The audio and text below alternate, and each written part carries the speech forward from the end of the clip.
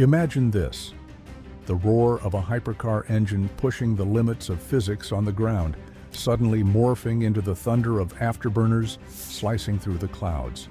Bugatti, the name synonymous with automotive excess, where 1,500 horsepower meets hand-stitched leather, now turning its obsessive gaze to the skies. But not just any aircraft. We're talking fighter jets, supersonic speed demons built for dogfights and dominance. Is the world's most exclusive car maker secretly engineering the fastest jet ever to grace the heavens? Buckle up, because today we're diving into the high-octane world where luxury meets lethality. This is the story of Bugatti's audacious leap into aerospace and why it could redefine aerial warfare. To understand Bugatti's fighter jet ambitions, we have to rewind the clock. Way back to the roaring 1920s and 30s, when Ettore Bugatti wasn't just building cars, he was a visionary hell-bent on conquering every frontier of speed. Born in Milan in 1881 to an artistic family, his dad a sculptor, his brother a painter, Ettore was the black sheep, obsessed with machines from the jump. By 16, he'd built a powered tricycle and raced it across France. At 18, his first car prototype was tearing up tracks. But cars? That was just the appetizer. World War I changed everything. France called on Ettore's genius for the war effort. He designed aircraft engines that powered the Allied skies, a 250 horsepower straight 8, and an absolute beast, the U-16, a double straight 8, cranking out 450 horsepower. These weren't toys. They were lifeline for French pilots dodging bullets over the trenches. Bugatti's engines featured innovative cooling systems and robust monoblock cylinders, inheriting traits that would later define his automotive legends, like the Type 35 race cars. By the 1920s, Bugatti cars were devouring Grand Prix circuits, racking up over 2,000 wins. But Ettore's eyes, always on the horizon, literally. Enter the 1930s. Aviation was exploding. Air races like the Schneider Trophy pushed planes to 400 miles per hour. Germany dominated with Messerschmitt racers, and Ettore, now a proud French citizen in his Molsheim factory, couldn't stand it. In 1936, he pitched the French government on speed record projects, land and air. They bit, funding his wildest dream, a purpose-built air racer for the 1939 Coupe Deutsche de la Meurthe. This wasn't some propeller pylon filler. It was the Bugatti Model 100P, a machine designed to humiliate the Luftwaffe's best and claim the airspeed crown at over 450 miles per hour. The Model 100P, affectionately called Le Pur Sang de l'Air, the thoroughbred of the air, was Ettore's masterpiece. He teamed up with aeronautical wizard Louis Demonge, a Belgian engineer who'd collaborated with him before. Together, they birthed something revolutionary. Picture this: a compact fuselage just 24 feet long with a forward-swept wingspan of 26 feet. Yes, forward-swept. Decades before it became a thing on modern jets like the X-29 for better low-speed handling and reduced drag. No traditional tail, instead a 120-degree V-tail for streamlined stability, cutting through air like a scalpel. Power? Twin Bugatti. Type 50B engines, each a supercharged 4.9-liter straight 8, pumping 450 horsepower. Mounted side by side behind the cockpit, they drove contra-rotating propellers, two coaxial blades spinning opposite ways to cancel torque and boost efficiency. Total output: 900 horses in a featherweight 1,540-pound frame. Retractable landing gear tucked away for minimal drag, and automatic slotted flaps that adjusted on the fly based on airspeed. Self-deploying for takeoff and landing, vanishing at speed. Cooling? Ettore's patented reverse flow radiators, pulling air from the props and exhausting it rearward, keeping those monsters ice cold even at full tilt. The French Air Ministry loved it so much, they approached Bugatti about militarizing it. Enter the Model 110P, a fighter variant. Imagine the 100P's racer shell beefed up with armament, machine guns in the nose, maybe bombs under the wings. Demonge's designs promised Mach-busting potential for the era with a projected top speed of 465 miles per hour, faster than anything in the sky. It could have been France's secret weapon, a nimble interceptor to shred Stukas. Construction kicked off in 1938 at Molsheim. By summer 1939, it was 85% done. Fuselage welded, wings fitted, engines installed. Test pilots buzzed with excitement. Ettore dreamed of his Bluebird outpacing the Germans in the Deutsche Cup, a propaganda coup. But fate's a cruel mechanic. September 1st, 1939. Nazi tanks roll into Poland. World War II erupts. The Deutsche Cup? Cancelled. With Paris falling, Ettore ordered the 100P disassembled. Wings off, engines yanked, crates hidden in his estate's barn. German patrols sniffed around, but the bird stayed buried. Ettore died in 1947, broken-hearted, his aerial thoroughbred a ghost.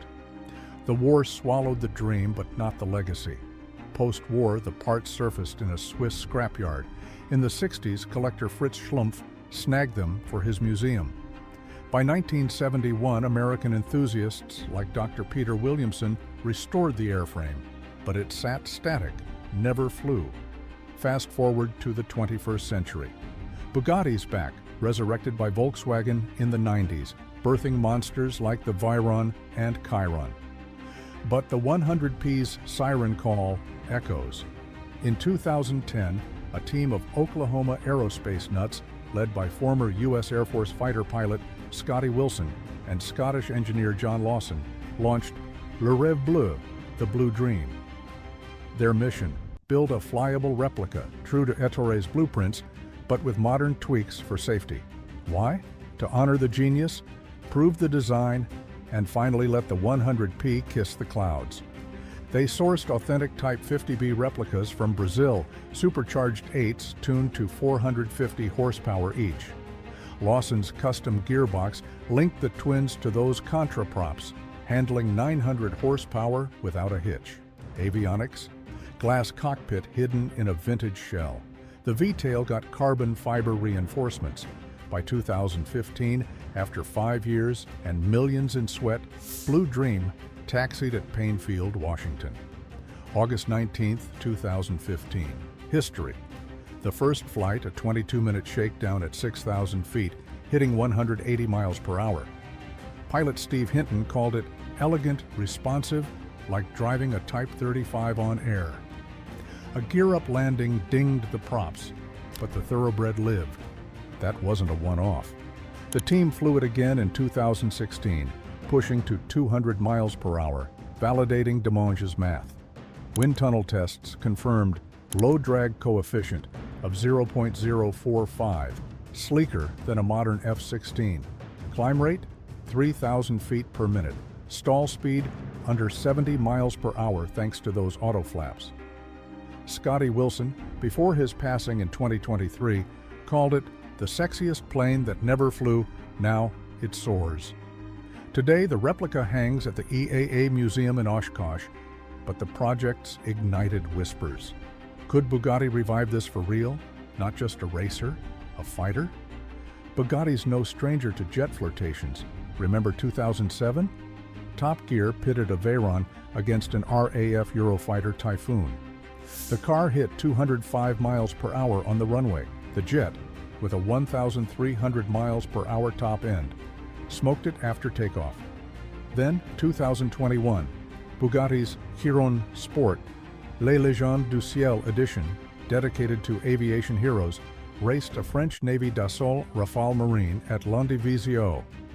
1,500 PS hypercar versus 58,550 newtons of thrust.